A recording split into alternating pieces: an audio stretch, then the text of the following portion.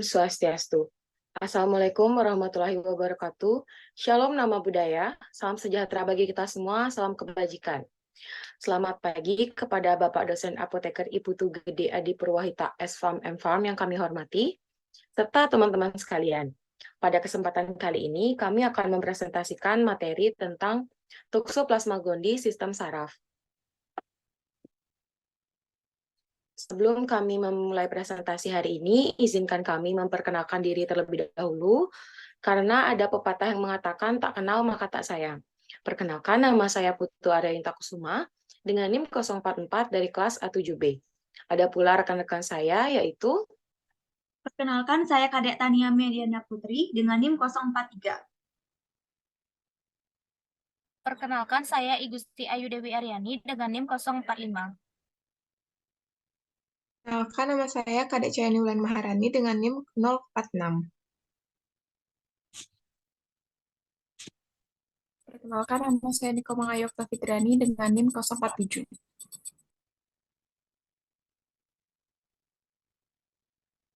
Selanjutnya ada latar belakang.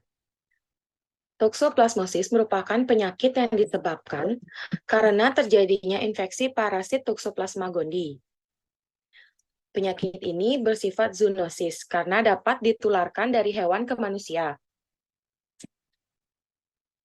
Kucing menjadi hospes definitif dari T. gondii.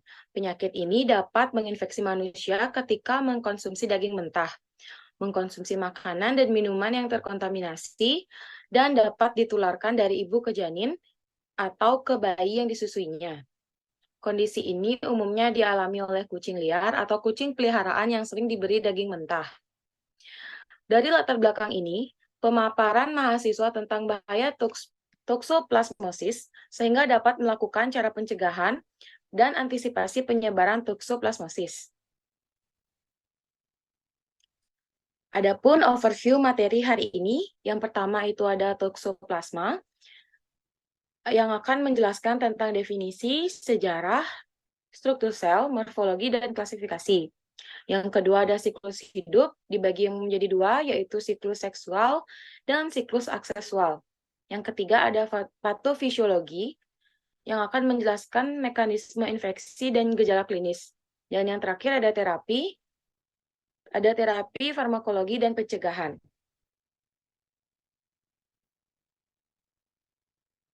Baik, saya akan menjelaskan definisi dari Toxoplasma gondii.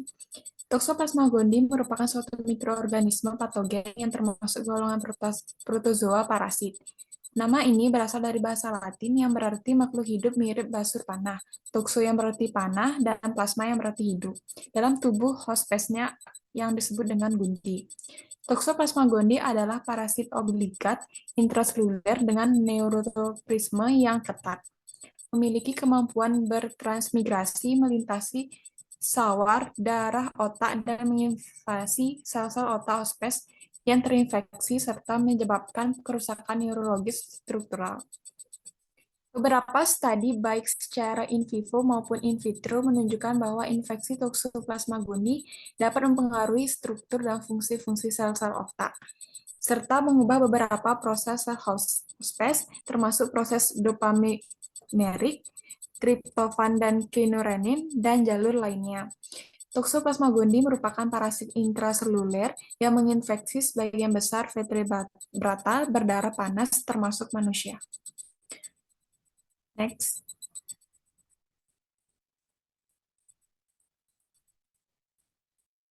Baik, selanjutnya ada sejarah Toxoplasma gondii.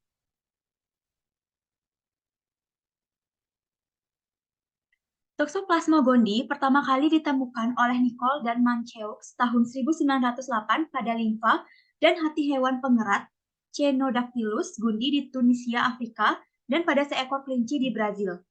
Lebih lanjut, Melo pada tahun 1908 melaporkan protozoa yang sama pada anjing di Italia.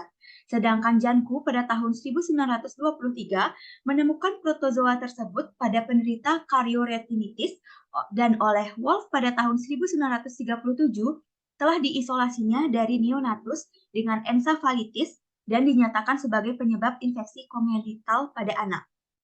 Walaupun perpindahan intrauterin secara Ramsetal sudah diketahui, tetapi baru pada tahun 1970 daur hidup parasit ini menjadi jelas ketika ditemukan daur seksualnya pada kucing. Setelah dikembangkan tes serologis oleh Sabin dan Feldman pada tahun 1948, maka diketahui bahwa Toxoplasma gondii bersifat kosmopolit, terutama di negara beriklim panas termasuk Indonesia. Penyakit yang ditimbulkan oleh parasit ini disebut dengan toksoplasmosis. Zat anti Toxoplasma gondii ditemukan kosmopolit, terutama di daerah dengan iklim panas dan lembab. Di Indonesia, Toxoplasma mulai diteliti pakar ilmu kesehatan pada tahun 1972, baik pada manusia ataupun hewan. Next. Struktur sel Toxoplasma gondii. Toxoplasma gondii adalah suatu parasit bersel tunggal, berbentuk seperti bulan sabit, dengan salah satu ujungnya runcing dan ujung lainnya bulat, yang hidup dan berkembang biak di dalam sel inang. Sebagai parasit intrasel, Toxoplasma gondii dapat menginvasi berbagai sel inang, baik sel fagostik maupun sel non-fagostik, dengan kecenderungan berbiak dalam sel fagostik makrofaga. Organel khas yang dimiliki oleh Toxoplasma gondii adalah rhopteri, micronema, dan granula gelap.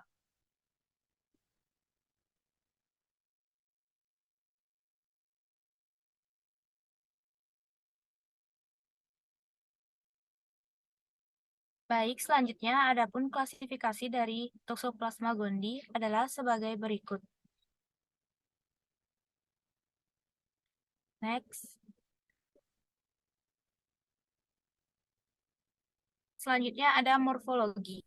Toxoplasma adalah suatu coccidia yang mempunyai 3 bentuk di dalam siklus hidupnya. Takizoid, bentuk proliferatif yang disebut juga strophozoid. Kista jaringan, yaitu bentuk kista di dalam jaringan tubuh yang berisi bradyzoid, dan ookista yang merupakan penghasil sporozoid. Yang pertama ada takizoid. Terdapat dalam vakuola sel induk memang semang dan terdapat satu celah antara parasit dan dinding vakuola. Takizoid Toxoplasma gondii mempunyai ciri-ciri antara lain. Yang pertama, bentuk takizoid menyerupai bulan sabit dengan satu ujung yang runcing dan ujung lain yang agak membulat. Yang kedua, panjang 4-8 mikron dengan lebar 2-4 mikron. Yang ketiga, inti kira-kira letaknya yang di tengah dan tidak mempunyai flagela, silia, atau pseudopodia. Dan yang terakhir yaitu pergerakannya dengan cara meluncurkan diri atau membengkokkan tubuh. Next, yang kedua ada kista atau tissue cyst. Kista atau tissue cyst, bentuk kedua dari parasit ini ialah kista jaringan yang dibentuk di sel induk semang dengan ukuran yang bermacam-macam. Ciri-cirinya antara lain yang pertama, kista dibentuk di dalam sel hospes bila takizoid yang membelah telah membentuk dinding. Yang kedua, dapat ditemukan di dalam hospes seumur hidup, terutama di otak. Yang ketiga, di otak kista berbentuk lonjong atau bulat, sedangkan di otot kista mengikuti bentuk otot. Dan yang terakhir, ukuran kista berbeda-beda. Ada kista kecil yang mengandung hanya beberapa organisme dan ada yang berukuran 200 mikron, berisi kira-kira 3.000 organisme. Next, yang terakhir ada ookista. Ookista paling sering dikeluarkan bersama tinja kucing muda. Saat kucing tersebut mampu berburu mangsa. Kemudian, ciri-ciri ookista adalah yang pertama, ookista keluar bersama tinja dan pada puncak produksi ookista terjadi antara hari ke-5 dan ke-8. Yang kedua, ookista dihasilkan dalam tinja selama 7-12 hari. Dan yang terakhir, ookista yang membentuk lonjong dengan ukuran 12,5 mikron menghasilkan 2 sporokista yang masing-masing mengandung 4 sporozoid. Next. Adapun siklus hidup. Secara umum, siklus hidup Toxoplasma gondii dapat dikelompokkan menjadi fase seksual yang terjadi di dalam tubuh kucing sebagai host definitif dan fase aksesual yang terjadi pada hewan berdarah panas lainnya, termasuk manusia. Fase secara seksual dimulai dengan kucing yang terinfeksi oleh Toxoplasma gondii dari awal dari hewan lainnya seperti tikus. Parasit kemudian akan menuju saluran pencernaan melalui lambung dan kemudian menuju saluran intestinal dan menginfeksi sel epitel saluran intestinal kucing. Di dalam sel epitel tersebut, Toxoplasma gondii akan melakukan reproduksi secara seksual membentuk oosis. Yang pertama ada siklus seksual. Siklus seksual terjadi di dalam traktus gastrointestinal kucing, yaitu dengan termakannya ookis oleh kucing yang kemudian akan berkembang dan mengeluarkan sporozoid di dalam usus halus.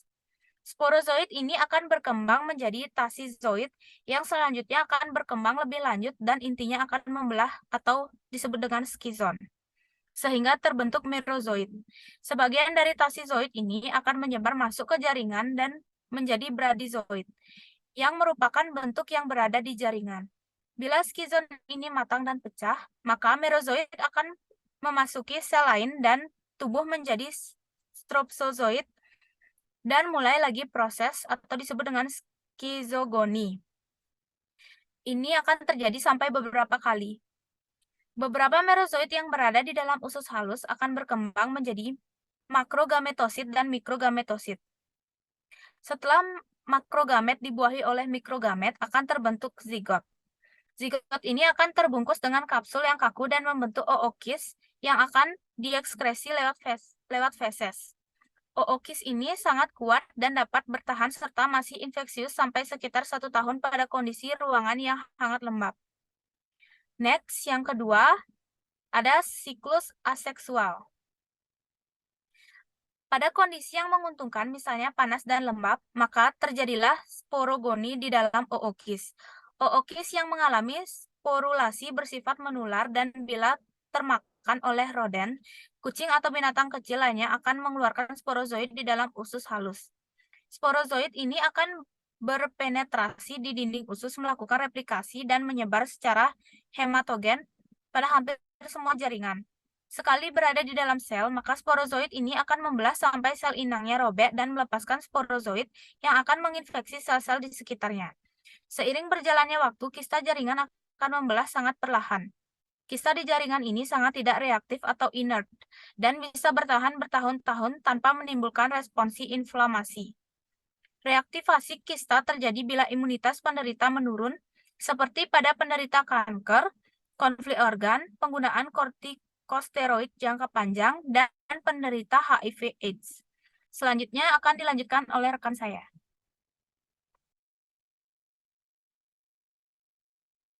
Baik, selanjutnya ada pun patofisiologi dari Toxoplasma gondii.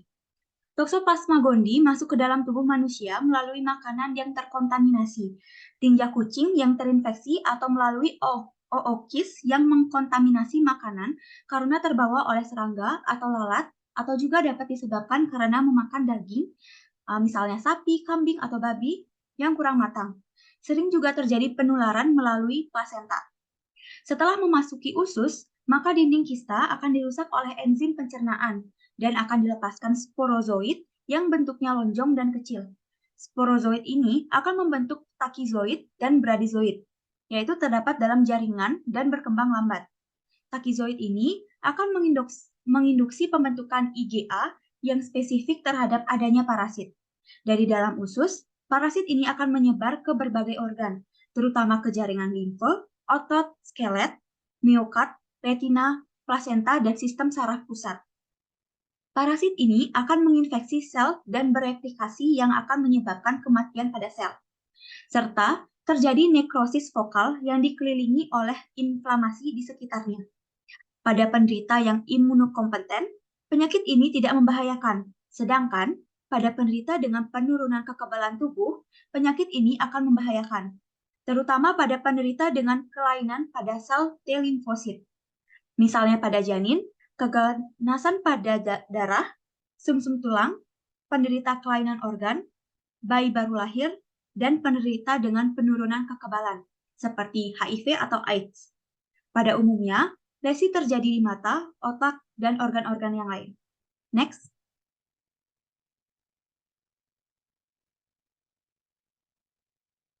Kerusakan pada sistem saraf pusat yang disebabkan oleh Toxoplasma gondii memberikan gambaran yang khas, yaitu manifestasi klinis berupa karyoretinitis dan encephalitis toxoplasma. Yang pertama ada karyoretinitis toxoplasma. merupakan infeksi korioretinal atau pada bagian belakang mata yang disebabkan oleh infeksi protozoa, yaitu Toxoplasma gondii. Karyoretinitis toxoplasma menjadi masalah kesehatan yang cukup serius di seluruh dunia. Oleh karena itu, hampir tidak menunjukkan gejala sehingga menyulitkan pasien dan tenaga kesehatan untuk mendeteksi keberadaan penyakit tersebut pada saat fase asimptomatik. Peradangan infeksi ini dapat terjadi pada hampir semua usia, oleh karena keterlibatannya berkaitan dengan retina dan saraf optik. Maka, kelainan ini dapat menyebabkan hilangnya penglihatan secara permanen. Karyoretinitis toxoplasma dapat bersifat kongenital maupun acquired. Berdasarkan studi epidemiologi di Belanda dan Amerika Serikat menunjukkan bahwa sekitar 1/3 dari kasus karyoretinitis toxoplasma disebabkan oleh infeksi kongenital dan 2/3 sisanya merupakan akibat infeksi yang didapatkan setelah kelahiran. Kasus karyoretinitis toxoplasma cenderung lebih banyak terjadi pada pasien dengan kondisi imunokompromised, salah satunya pasien dengan infeksi Human Immunodeficiency Virus atau HIV, yang menyebabkan manifestasi klinis menjadi lebih berat. Berdasarkan hasil penelitian mekanisme infeksi Toxoplasma gondii, secara langsung pada retina manusia belum dapat dijelaskan secara pasti. Namun, terdapat beberapa hipotesis mengenai mekanisme infeksi dari Toxoplasma gondii pada retina manusia berdasarkan hasil penelitian in vitro. Berdasarkan studi in vitro, ditemukan bahwa takizoid yang bebas dapat melewati sel endotel selapis pada retina. Hal tersebut didukung oleh penelitian ex vivo yang menjelaskan bahwa pada tahap takizoid, parasit dapat bergerak dan berpindah di dalam lapisan retina. Berdasarkan beberapa studi, ditemukan beberapa tipe sel yang mungkin berperan dalam sistem vaskularisasi sebagai media penyebaran parasit ke lapisan miokard mata. Beberapa sel yang diketahui memiliki kemampuan tersebut diantaranya adalah makrofag dan sel dendritik. Setelah terinfeksi oleh Toxoplasma gondii ini, makrofag dan sel dendritik akan menunjukkan perubahan pada fenotipnya, yang menyebabkan terjadinya peningkatan perpindahan sel ke jaringan koroid dan retina. Selain itu, sel dendritik yang telah terinfeksi oleh Toxoplasma gondii juga mengalami peningkatan sekresi GABA sehingga menyebabkan peningkatan daya migrasi sel. Selain melalui mekanisme yang diperantai oleh makrofag dan sel dendritik, perpindahan parasit dari peredaran darah menuju jaringan tubuh juga diperantarai oleh lapisan endotel pembuluh darah. Next. Yang kedua ada ensefalitis toxoplasma yang disebabkan oleh reaktivasi infeksi laten Toxoplasma gondii, merupakan infeksi oportunistik intrakarnial yang paling sering terjadi pada pasien HIV. Terdapat dua teori yang menjelaskan kemampuan parasit ini dalam menginfeksi otak. Yang pertama, parasit secara hematogen menginfeksi sel endotel kapiler cerebri. Replikasi takizoid intraseluler yang tinggi menyebabkan sel endotel lisis dan merusak sawar darah otak, sehingga terbentuk akses masuk ke parenkim otak. Kedua, takizoid dapat menginfeksi sel imun seperti monosit dan menumpang masuk ke dalam otak. Mekanisme kedua ini dinamai dengan Trojan horse attack. Dalam parenkim otak, takizoid dapat menginfeksi astrosit, mikroglia, dan neuron. Clearance parasit dapat terjadi pada astrosit dan mikroglia yang terinfeksi seiring waktu, namun berbeda pada neuron. Persistensi toxoplasma dalam neuron disebabkan oleh kemampuan neuron yang terbatas untuk memproses dan mempresentasikan antigen melalui MHC kelas 1 untuk dikenali sel T CD8+. Next.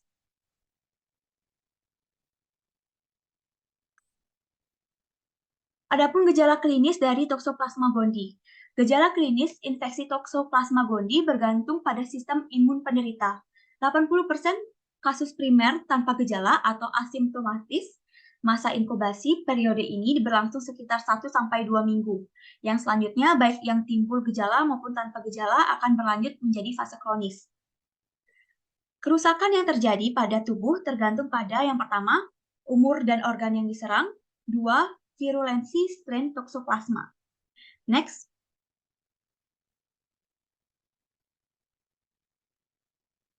Reaktivasi infeksi Toxoplasma gondii dapat terjadi apabila terdapat penurunan kekebalan penderita. Reaktivasi penyakit akan menimbulkan berbagai gejala dan diperkirakan sekitar 50% dari penderita ini menderita ensefalitis dan karyoretinitis toxoplasma. Yang pertama ada ensefalitis toxoplasma. Toxoplasmosis yang menyerang otak atau ensefalitis menyebabkan gejala berupa gangguan status mental, panas badan yang dapat terus-menerus atau hilang timbul, gelisah sampai terjadi penurunan kesadaran, dan terkadang didapat kejang, gangguan penglihatan. Selain itu juga didapatkan tanda iritasi selaput otak. Selanjutnya ada karyoretinitis toxoplasma. Penurunan visus unilateral dengan mata tenang merupakan gejala yang paling sering timbul dan biasanya menyerang segmen posterior mata. Tempat mata yang diserang terkena penurunan virus tergantung dari letak di mana kista toxoplasma berasal. Manifestasi klinis yang muncul dapat berupa penurunan penglihatan, pandangan yang kabur, kemerahan, dan rasa sakit terutama saat terkena cahaya terang. Baik, materi selanjutnya akan dilanjutkan oleh rekan saya.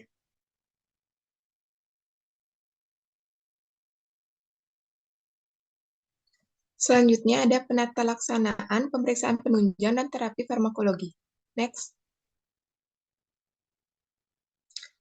Pemeriksaan penunjang. Yang pertama, pemeriksaan antibodi terhadap keberadaan protozoa ini adalah seperti imunoglobulin untuk mendeteksi adanya infeksi akut pada minggu pertama.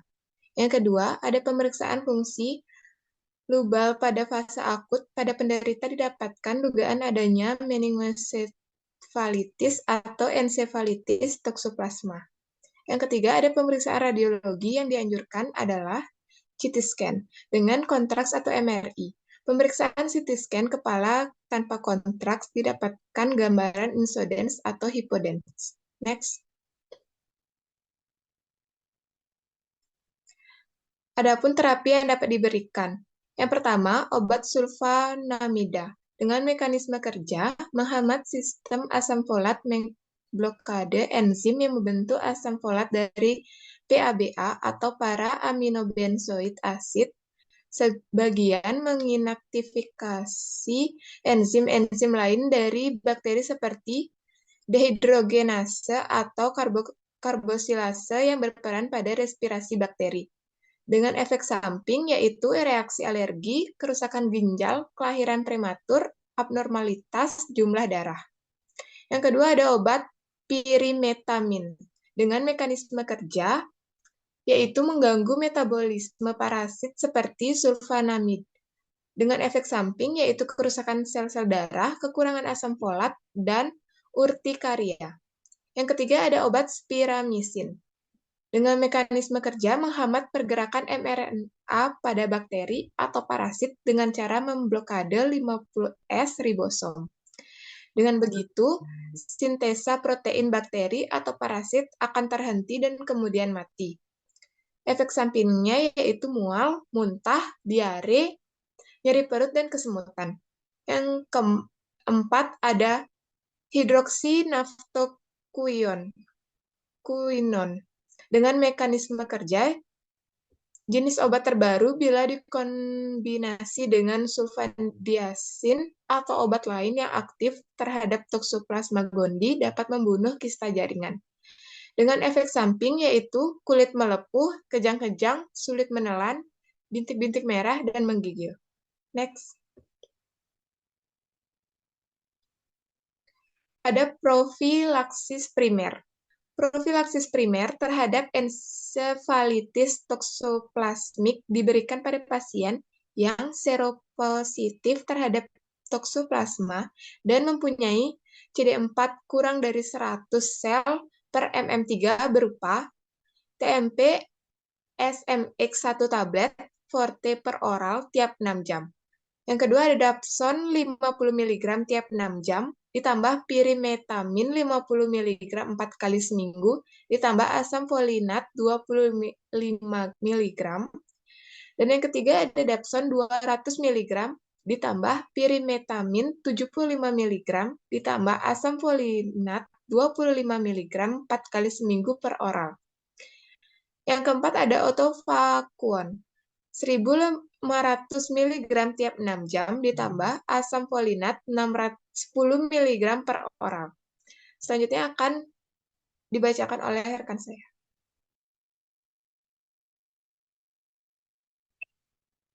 Toksoplasmosis bisa dicegah dengan menerapkan pola hidup bersih dan sehat. Beberapa upaya yang dapat dilakukan adalah yang pertama, terhadap lingkungan, yaitu dengan mendidihkan air yang berasal dari sungai, kolam, atau danau yang mungkin terkontaminasi kotoran kucing. Yang kedua, kita bisa menjaga lewat tubuh dengan cara menjaga sistem kekebalan tubuh dengan makanan sehat, cukup istirahat, olahraga, dan jauhi alkohol, rokok, serta obat bius. Yang ketiga, dengan menjaga kebersihan, membakar atau memberikan antiseptik pada tinja hewan peliharaan. Yang keempat, melalui makanan, hindari makanan daging mentah atau kurang dimasak. Yang kelima, melalui kesehatan, dengan cara periksa kesehatan secara teratur, dengan tes darah, dapat menunjukkan jika terinfeksi oleh Toxoplasma gondii.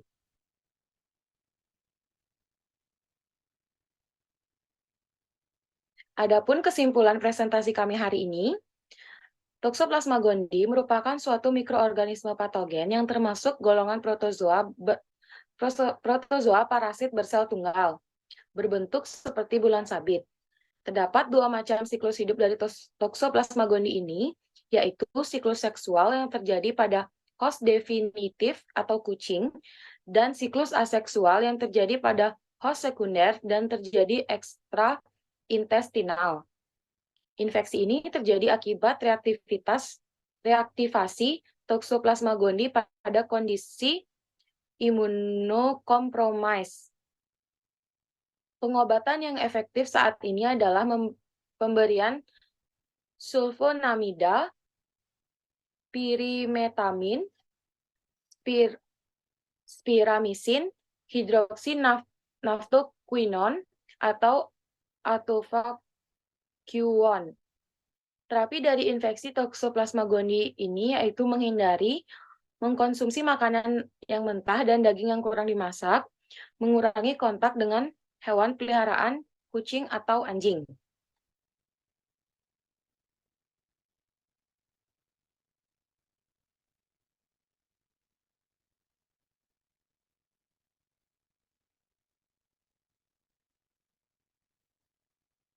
Baik, sekian presentasi dari kelompok kami. Mohon maaf apabila ada kesalahan yang sengaja diperbuat maupun tidak sengaja, baik dari pikiran, perbuatan maupun perkataan. Kami pamit undur diri. Saya ucapkan Om Santi Santi Santi Om.